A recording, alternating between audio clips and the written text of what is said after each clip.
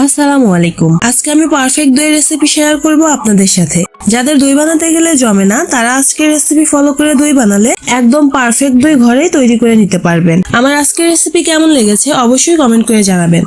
দই বানানোর জন্য আমি এখানে 2 লিটার দুধ নিয়েছি।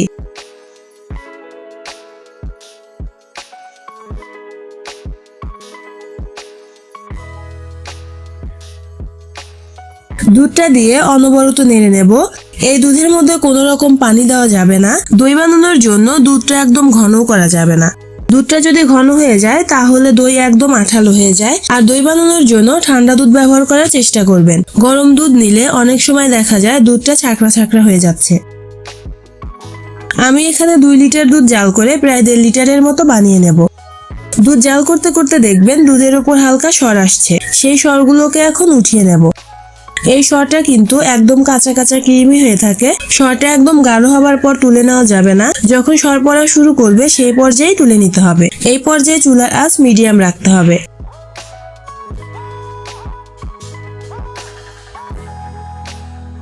5-6 মিনিট পর দেখবেন আবার সর পড়া শুরু করবে। সেই পর্যায়ে পুনরায় তুলে নেব। কেনা দইগুলোতে দেখবেন উপর দিয়ে সরের একটা আস্তরণ পড়ে থাকে। এই সরটা এভাবে ব্যবহার করলে পারফেক্ট কেনা দইয়ের স্বাদ পাওয়া যায়। এই সরটা আমি দই তৈরিতে ব্যবহার করব। আমি এভাবে বেশ কয়েকবার সর তুলে নিয়েছি।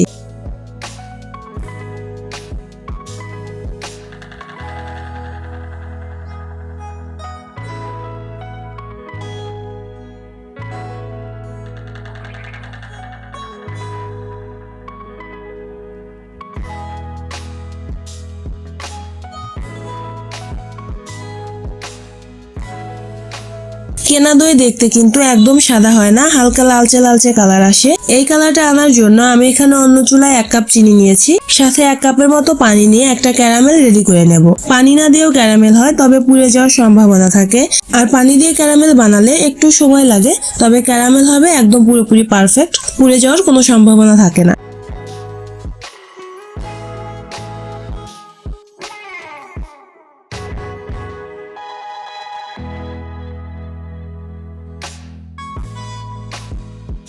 এখানে আমার একদম পারফেক্ট ক্যারামেল রেডি। এখন এর মধ্যে অন্য চুলায় জাল করে নেওয়া দুধের মধ্যে থেকে 1 কাপ দুধ দিয়ে ক্যারামেলের সাথে মিশিয়ে নেব।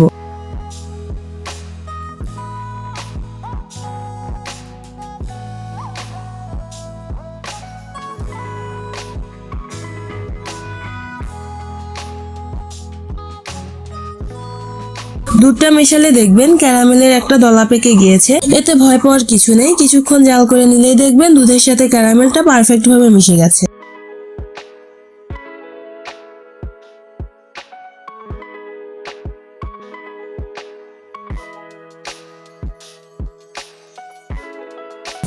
এখন এই দুধটা অন্য চুলায় জাল করে নেওয়া দুধের সাথে মিশিয়ে নেব।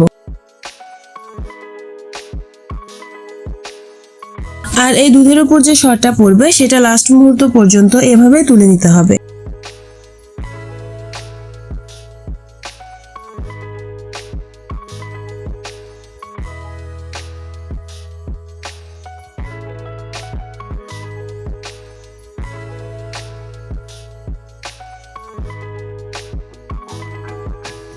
দুধ জাল করতে করতে দই বানানোর জন্য রেডি হয়ে গেলে চুলা অফ করে কুসুম গরম অবস্থায় আনতে হবে। দুধটা এমন অবস্থায় থাকবে যেন একটা আঙুল ডুবালে তাপটা সহ্য করা যায়। দই বীজের জন্য আমি এখানে টক দই ব্যবহার করেছি। টক দইটা একটা সুতি কাপড়ে ঝুলিয়ে রেখে দিলে দেখবেন অতিরিক্ত পানিটা বের হয়ে যাবে। ফলে দইয়ের মধ্যে অনেক বেশি পানি জমে থাকবে না।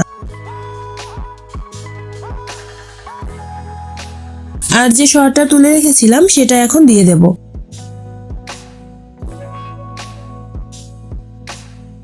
এখন একটা হ্যান্ড হুইস্কের সাহায্যে দুধের সাথে উপকরণগুলো মিশিয়ে নেব।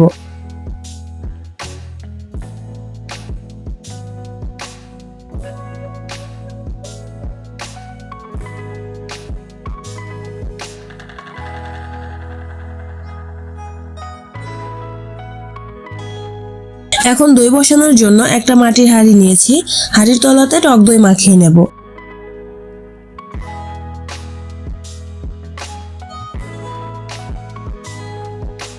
দই বানানোর জন্য আগে থেকে রেডি করে রাখা দুধটা হাঁড়ির মধ্যে দিয়ে দেব।